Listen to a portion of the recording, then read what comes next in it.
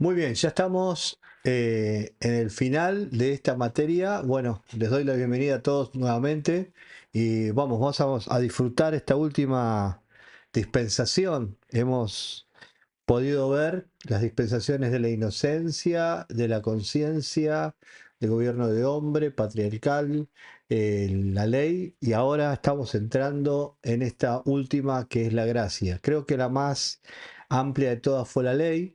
En la anterior clase hemos estado mirando un poquito de esto y hemos visto la dimensión que lleva la ley y todos los prerequisitos que abarcaron esa dispensación, pero ahora estamos entrando a una nueva, que es la en donde estamos parados en este momento, la gracia, porque luego terminaremos con la última dispensación, que será el milenio, cuando Cristo regrese a establecer su reino por 1000 años, y ahí ya estaremos en una etapa de donde Dios traerá de nuevo un equilibrio global, donde habrá un gobierno mundial a través de Cristo, y bueno, eso lo estudiaremos al final, cuando terminemos esta etapa.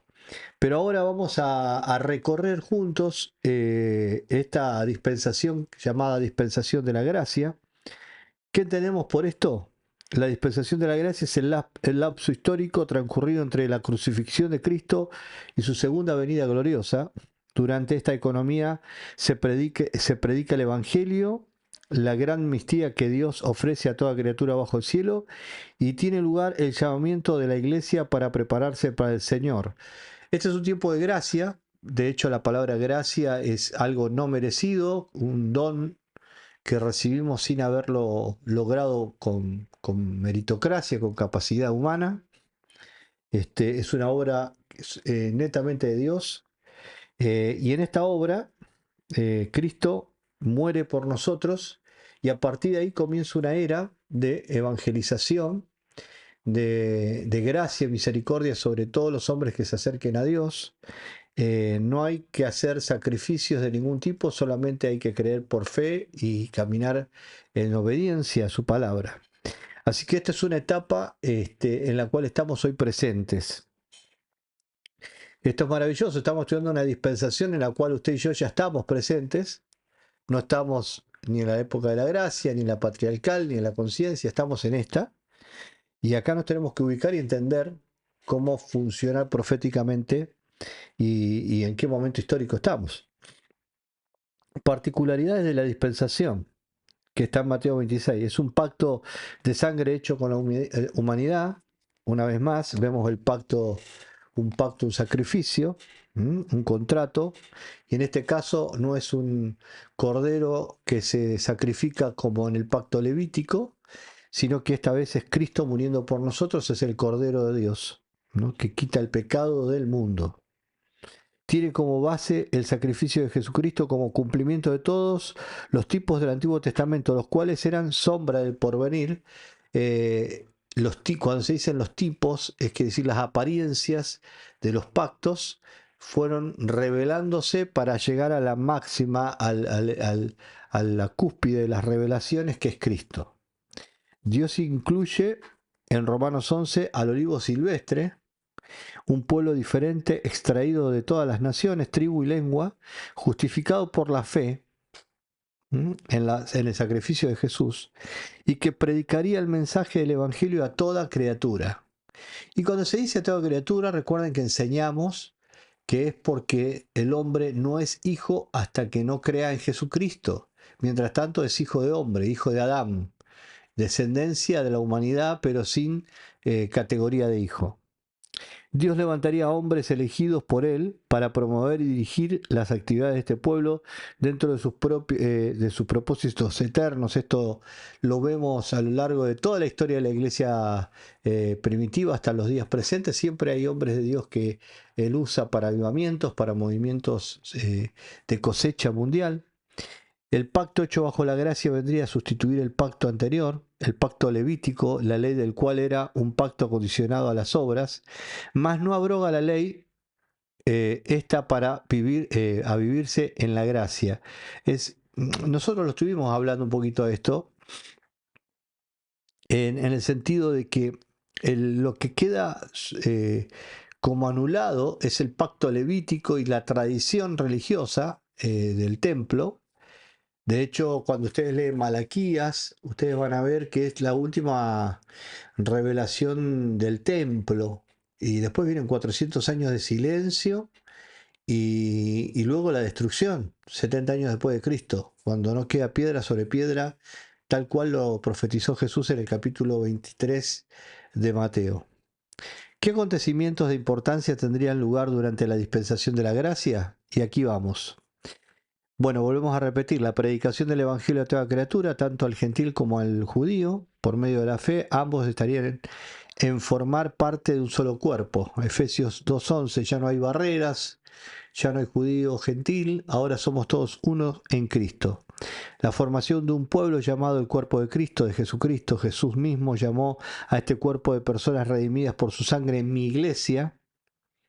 En el día del Pentecostés, un grupo de creyentes en obediencia a Jesucristo esperaron la promesa del Padre y el Espíritu de Dios descendió sobre ellos dando por resultado el nacimiento de la iglesia, y la fecha fue el Pentecostés, ¿sí? Porque Pesaj fue el momento de la muerte de Jesús. En Pesaj es una fecha bíblica, la Pascua, y 50 días después en Pentecostés, en el derramamiento del Espíritu Santo, y el recordatorio de que Dios se casó con Israel en un Pentecostés en el desierto. Ahora el Pentecostés es la señal de que Dios se casa con todo aquel que cree en Jesucristo. Pasa a ser la esposa del novio.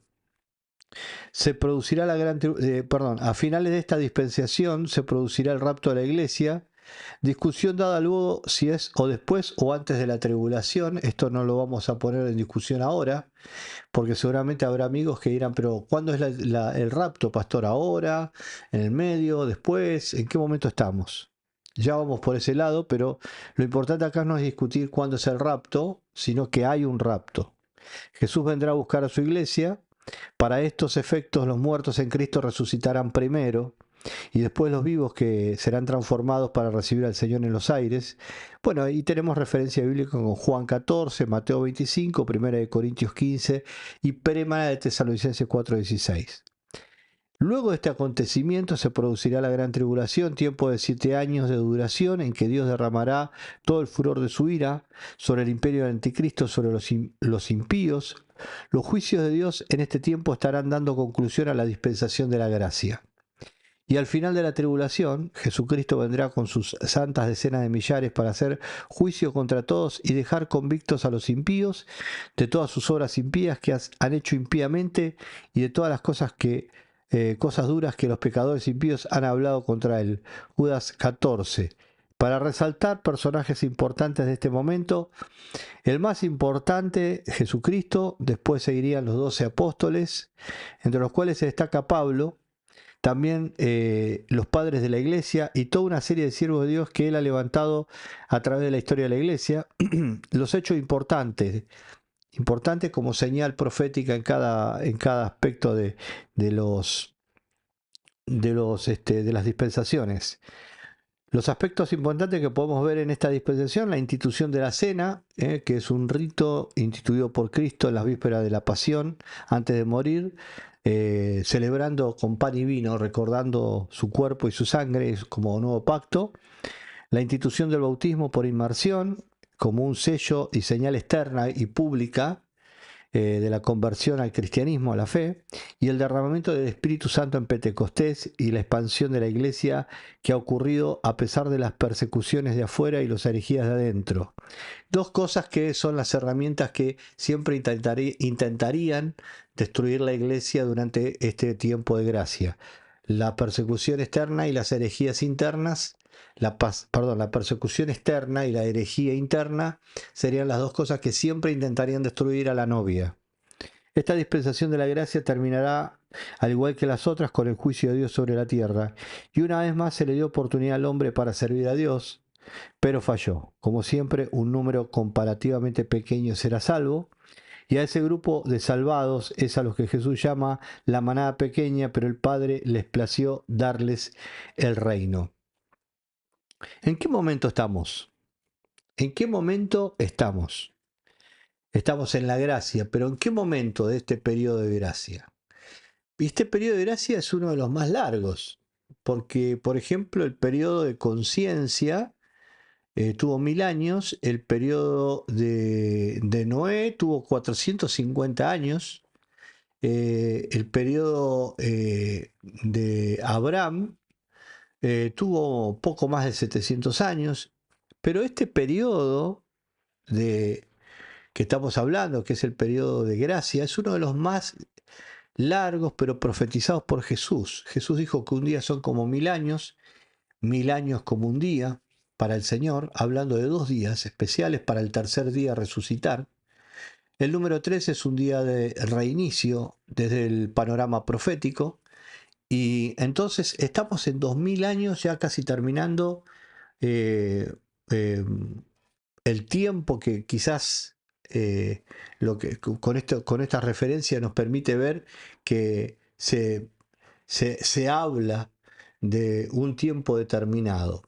Pero hay más referencias bíblicas que nos muestran que estamos en un tiempo final.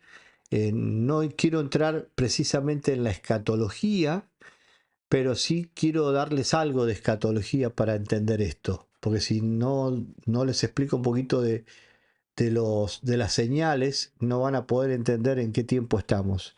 Si bien la gracia tiene todos estos elementos de misericordia, de oportunidad, la predicación es una gran oportunidad, es una expresión de amor, misericordia, la unión, ¿no? Para que ya no haya judíos y gentiles, sino un solo pueblo llamado la iglesia, un cuerpo. En fin, todo esto que culminará con episodios bastante particulares, con una gran tribulación. La Biblia dice que habrá 3 momentos. Habrá dolores de parto, capítulo 24 de Mateo, dolores de parto, tribulación y gran tribulación. Serán 3 momentos antes de la batalla final, cuando Cristo venga a establecer su reino, ¿sí? Y entrar entonces al milenio. ¿En qué momento estamos de estos 3? Bueno, observando que el Señor Jesús habló sobre la higuera, cuando la veamos florecer, no pasará una generación hasta que todas estas señales se cumplan. Esto está en el capítulo 24 de Mateo. La higuera claramente es Israel, la cual estuvo casi 2000 años sin patria, totalmente en una diáspora, ¿sí? Después de la destrucción del templo y la persecución romana, Israel quedó como un pueblo sin tierra durante 2000 años. En 1842, ahí empieza a haber un movimiento de judíos que empiezan a volver al territorio que les pertenece, y ahí comienza a habitar Israel nuevamente su territorio luego de una larga espera de diáspora histórica. Y la palabra de Dios la historia nos cuenta, perdón, que Israel en 1948, después de la Segunda Guerra Mundial, por votación de las Naciones Unidas, en un solo día se convierte en nación, y a partir de ahí comienza un éxodo, un movimiento. La primera etapa hizo que casi 600.000 judíos llegaran a Israel. Comienza un movimiento de restauración, y lo impensado pasó. La nación se refundó. Cuando ves a la higuera florecer, no pasará una generación. La higuera floreció el 14 de mayo de 1948, y la historia nos sigue hablando y se sigue poniendo en consonancia con la palabra profética. No pasará una generación. ¿Cuál es una generación? Hasta la estadística social habla de que un hombre vive hasta los 80 años con todas sus fuerzas. Desde la fundación de Israel ahora hay 77 años ya de esa fundación. Faltan 3 años para cumplir 80 años de Israel como nación que se fundó el 14 de mayo del 48. No estamos poniendo ni día ni estamos poniendo hora, estamos poniendo temporada. ¿Dónde estamos parados? Estamos parados en el momento del final. De estas 3 que les anuncié, dolores de parto, tribulación y gran tribulación, este, este estudiante de la Biblia, profeta que está aquí delante suyo, se anima a decir que estamos en el momento de los dolores de parto más intensos que vienen. Y si los dolores de parto para muchos son difíciles de soportar, ¿cómo será la tribulación? ¿Y cómo será la gran tribulación? Que dice que nunca la tierra sufrió un tipo de tribulación como esta. No estamos en ese momento, literal, estamos en este momento. Creo que la Tierra está viviendo momentos de sacudida de todo tipo, económica, bélica, ideológica, cultural. Se está viendo un movimiento, un cierre de ciclo bastante importante, una transformación, un paso hacia una evolución satánica, donde el hombre va a dejar de ser por una mezcla con la ciencia y la técnica. Hay una despersonalización del ser humano a través de las redes sociales y de todo este movimiento tecnológico. Y de alguna manera, como dice la escritura, la bestia, el sistema del anticristo, va tomando la mente de una generación que en vez de prepararse para la venida del Señor, está siendo absorbida por este sistema. El final de la gracia culminará con un remanente. Siempre, como ustedes vieron a lo largo de todas las dispensaciones, todo termina con un pequeño grupo, porque no todos resisten. Cada etapa es una etapa que comienza, digamos, popular y termina con una minoría. Esto no será diferente en la gracia, a contrapunto de muchos predicadores que hoy están saltando y diciendo que viene una gran cosecha, que multitudes, y yo les voy a decir algo, hubo un momento para las multitudes, hubo un momento para las grandes cosechas, ahora hay un movimiento, es un tiempo de restauración de la fe. Es un tiempo donde hay que restaurar la fe de aquellos creyentes que un día creyeron y tienen que regresar. Es un tiempo donde la minoría que va a resistir la venida del Señor debe fortalecerse, porque claramente, como dice 2 de Tesalonicenses capítulo 2, antes de la venida del Señor tiene que haber una gran apostasía. La palabra apostasía significa un abandono de verdades espirituales de la fe. Inclusive significa no solamente abandonar, sino oponerse. Jamás nunca en la historia del cristianismo, de la gracia, de esta dispensación, hemos visto tantos cristianos apartados, de gente alejada. Usted sale a la calle y va a preguntar y la mayoría de la gente ha conocido al Señor y muchos de ellos reniegan de la fe. Entonces, estamos en un momento crucial y final. Es decir, que nosotros tenemos que pararnos proféticamente a entender que estamos en el final de la etapa dispensacional de la gracia. Tú y yo somos protagonistas y vamos a ser protagonistas de acontecimientos impresionantes en los próximos años. Prepara tu corazón y tu carácter para ser protagonista en un escenario de convulsión donde el humo no dejará ver claramente lo que está pasando, pero lo único que nos mantendrá firme será la fe. Pero cuando se despeje el humo vamos a estar viendo a un rey victorioso dando una etapa de inicio de gobierno para las naciones.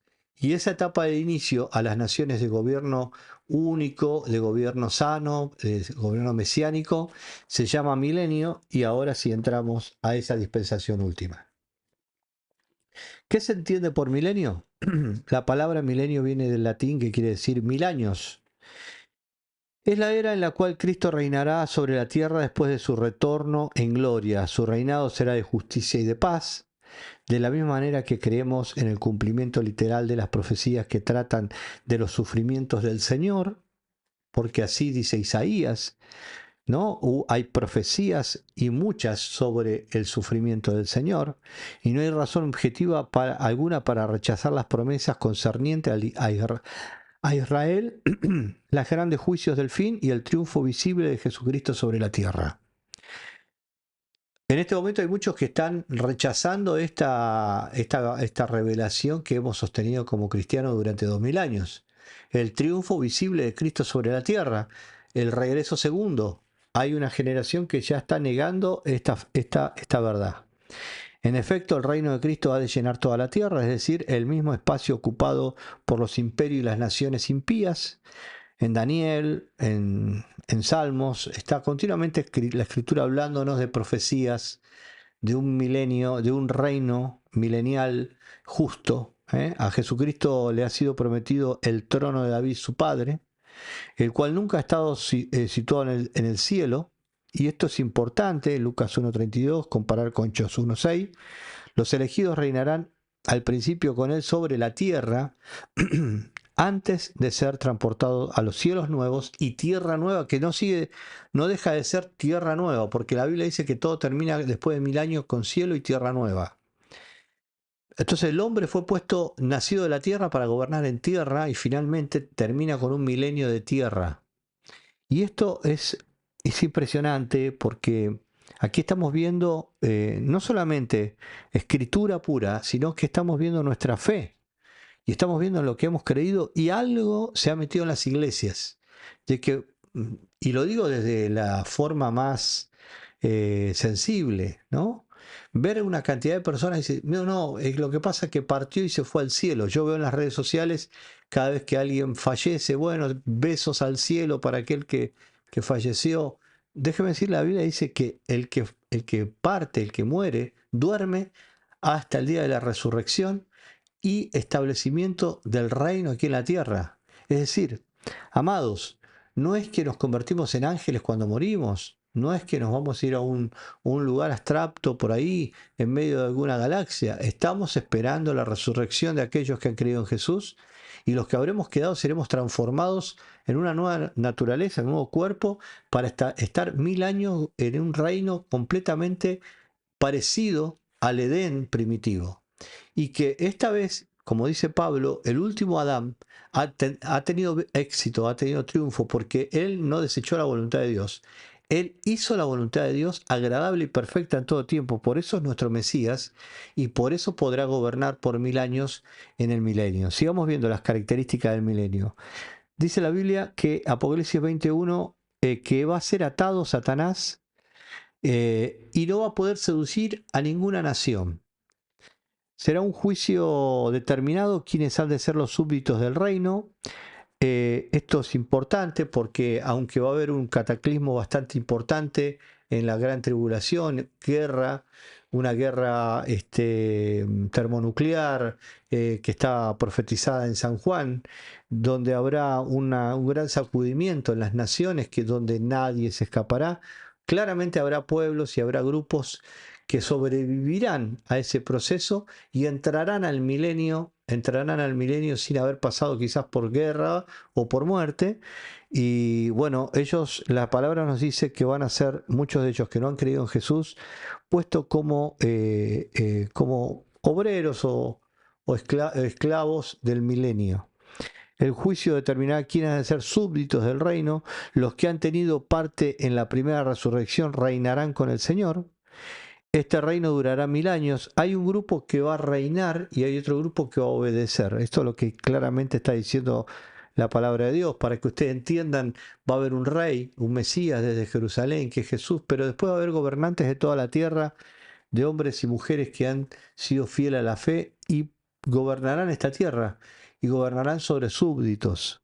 Este reino durará 1000 años, cálculo establecido sobre las bases de la cifra repetida 7 veces en Apocalipsis 22.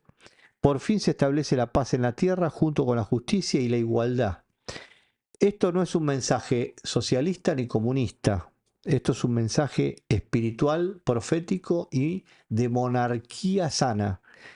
Nosotros que hemos inventado diferentes formas de gobierno, desde la idea helénica y griega, la democracia, bueno, el gobierno de los muchos, ¿no?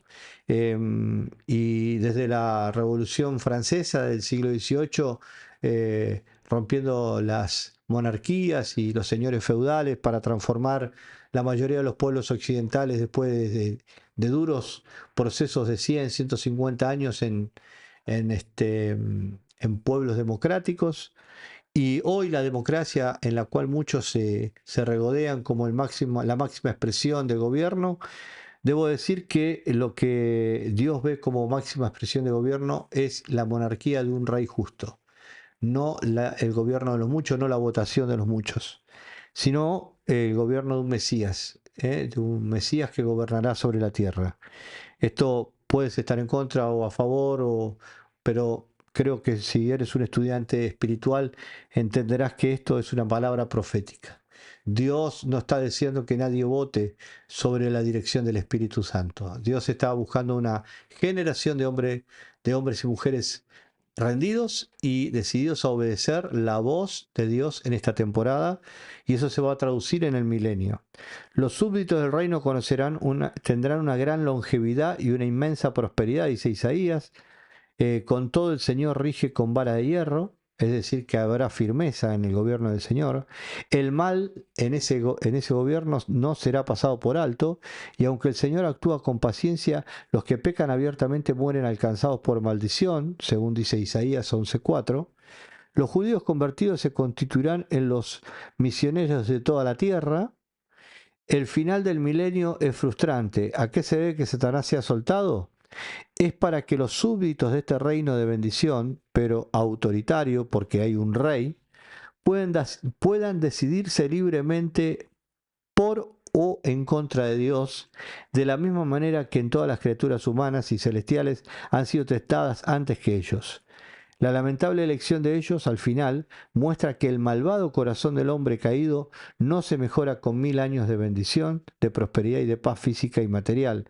Después de esta exhibición de rebelión y castigo divino, los cielos y la tierra actuales serán destruidos para dar lugar a el estado eterno de cielos nuevos y tierra nueva. Esto que estamos leyendo aquí también parte de la teología sistemática del conocimiento de los tiempos finales, muestra que el milenio no será solamente con gente creyente. Habrá inclusive gente que sobrevivió al cataclismo y participará del milenio, disfrutará del bienestar, del clima, de la salud, de la longevidad de esa época.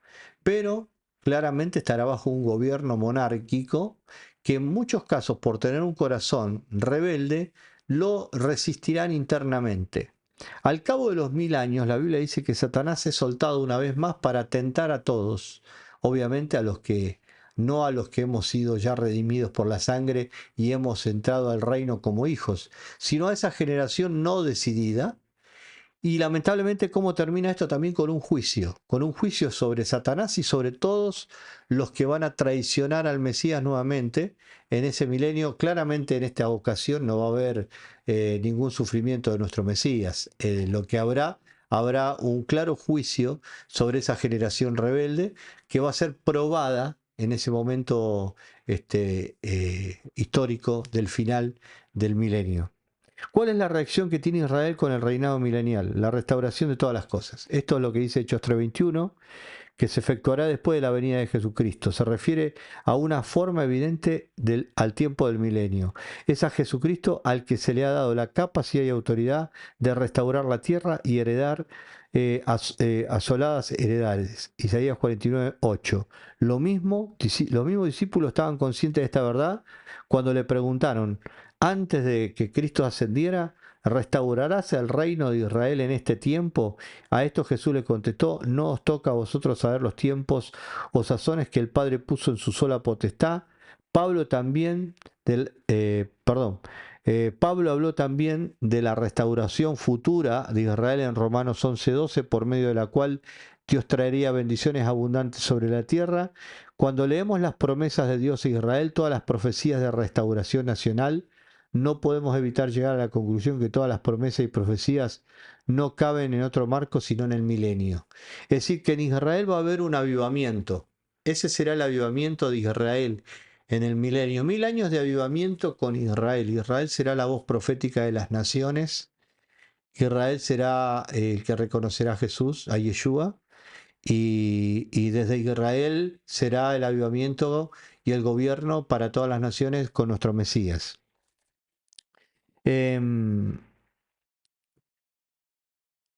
La palabra restauración viene de una palabra griega que significa llevar las cosas a lo original. Y bueno, ¿a qué se refiere llevar las cosas al original? ¿A qué original estamos hablando? Alguno puede pensar ahora. Bueno, ahí está la respuesta. Lo original es el Edén. Dios está llevando a través de Jesucristo, del Mesías Yeshua y de este gobierno milenial al mundo a una restauración global. El único que lo puede hacer es Cristo con un gobierno global. Esto claramente no hay detalles precisos y detallados de cómo será el asunto. Solamente hay una clara definición de lo que sucederá, no el cómo. Lo que sí queda claro que a lo largo de la historia de la humanidad, desde Nimrod en adelante, hubo una serie de hombres que siempre quisieron sustituir este proyecto de gobierno mundial, hacerse dueños del mundo, establecer un orden financiero, económico, social, ecológico que ellos pudieran manejar. Y siempre ha pasado, ¿sí? La última situación en la Segunda Guerra Mundial vivida con Hitler era exactamente esa, tener en el Führer un gobernante mundial. Y finalmente, bueno, no fue. Él fue destruido, una persona totalmente satánica también. Pero esto sigue repitiéndose después de la Segunda Guerra Mundial. Tenemos casi 20 años de Guerra Fría, entre un mundo dividido, que es el mundo occidental y el mundo de la antigua Rusia, con todo el socialismo, ¿no? La izquierda, el mundo sigue dividido, pero hay una cosa bastante particular que se está viviendo hoy en este siglo XXI, es que no tenemos dos facciones. A mi parecer, como profeta, veo no una grieta de dos caras, sino que estoy viendo multiformes caras y hoy ya no se sabe cuáles son las fronteras. Entonces, se viene un último gobierno mundial, como el que dice Daniel en la visión que tiene el rey Nabucodonosor. Recuerdan que el gobierno comienza con el de Babilonia, cabeza de oro, después viene el Medo Persa, pecho de plata, cintura de bronce con Grecia, piernas de hierro con Roma y finalmente los pies de barro y metal. Es un último gobierno que todavía no ha acontecido, que es un último imperio. Ese último imperio es el imperio del anticristo, el antimesías. A mi parecer es un gobierno que tiene que ver con el hombre, el barro es el hombre, el metal tiene que ver con la tecnología y va a haber una mezcla de estas dos esencias que no van a finalmente a poder acoplarse una a la otra, pues son dos elementos totalmente opuestos, no pueden mezclarse, no puede haber una aleación de barro y acero. Finalmente esto va a terminar cayendo por su propio peso y, como dice la escritura, una piedra vendrá y golpeará a los pies y derrabará todos los imperios, desde el movimiento babilónico que fue la matriz hasta el último, y de todas las intenciones que hubo de tener un gobierno mundial. Todas las intenciones fallarán, inclusive esta última, que es la del gobierno tecnológico. Lo que sí les puedo decir es que el gobierno de Cristo es el único que va a establecer un gobierno mundial y un gobierno completamente equilibrado, de paz, de justicia, de prosperidad y de bendición, donde todo volverá a ponerse en un eje edénico, desde la ecología, el medio ambiente, las relaciones sociales, la economía, la longevidad. Bueno, todo será distinto en ese gobierno hasta el final del mismo, como recién lo enseñamos, cuando Satanás sea una vez más suelto, que será la última vez que se le permitirá, para tentar a aquellos que, entrando al milenio, sin haber conocido a Jesucristo, disfrutaron de todos los bienes de 1000 años, pero serán expulsados por su rebelión también, para que luego venga una nueva etapa. La Biblia dice cielo nuevo y tierra nueva, donde habitaremos por siempre, por toda la eternidad.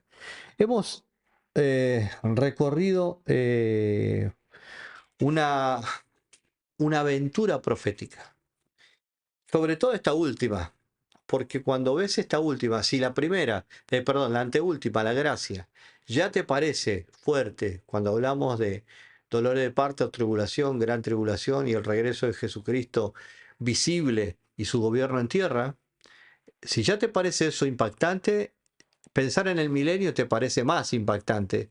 Pensar en un Edén global, en un gobierno desde Israel, tener súbditos que han entrado desde la última guerra en el mundo de Gog y Magog, de haber podido entrar al mundo venidero en el milenio y después Satanás ser soltado una vez más para tentarlos. Si usted ve todo esto, parece hasta esta última parte, hasta una historia difícil para muchos de entender. No de creer, de entender. Pero estos principios están en la palabra de Dios. Esto es lo que ha fundamentado nuestra fe durante estos últimos 2000 años. Y como profetas tenemos que entender que estamos en el umbral de todos estos acontecimientos. Has llegado al final de esta materia para discernir que tú no estás en una posición de, de distancia frente al final. Tú estás en una posición de cercanía. Estás cerca de la frontera donde todo terminará. No somos la iglesia de los años 50, de 1950, no somos la iglesia del siglo XVII, no somos la iglesia de los primeros 3 siglos, somos la iglesia final, la última iglesia, la que está luchando contra un sistema de frialdad espiritual, de falta de fe, de apostasía, de herejías, de locuras espirituales, de situaciones que realmente están desencajando de lo que fue en principio la primera iglesia, donde todo es relativismo, la verdad está en cualquier lugar y lo absoluto es perseguido. Mientras tú eres relativo, quiere decir que respetes todas las verdades y todo sea bueno y para ti todo sea perfecto, serás aplaudido. Pero cuando te vuelvas un absoluto hombre de fe, una absoluta mujer de fe, serás perseguido, porque eso pasará. La Biblia dice finalmente que la iglesia, antes que Cristo regrese, será perseguida, como lo fue en la iglesia primitiva. Recuerden, amigos, que hay un principio que se repite en la palabra de Dios. El final se parece al comienzo. Es decir, que el comienzo va a ser igual que el final. Por eso cuando en el capítulo 24 le preguntan a Jesús cómo será el final, él dice como en los días de Noé. Está siempre apuntando hacia atrás, mostrando el parecido de las dispensaciones, diciendo, miren, por más que los hombres en ese momento vivían en barbarie, por más que había situaciones de involución social, los hombres en su naturaleza se han parecido durante todas las épocas y todos tienen las mismas características y reacciones. Cuidado, nos acercamos al final, tenemos que estar atentos, despiertos, más que nunca, como dice el capítulo 25 de Mateo, con el aceite en las lámparas. Bueno, ha sido para mí una alegría haber enseñado esta materia. Sé que hay mucho más para enseñar, sé que hay mucho más para conversar, discutir, interactuar. Espero que te haya servido y hayas disfrutado enormemente de este entrenamiento. Dios te bendiga y hasta la próxima materia.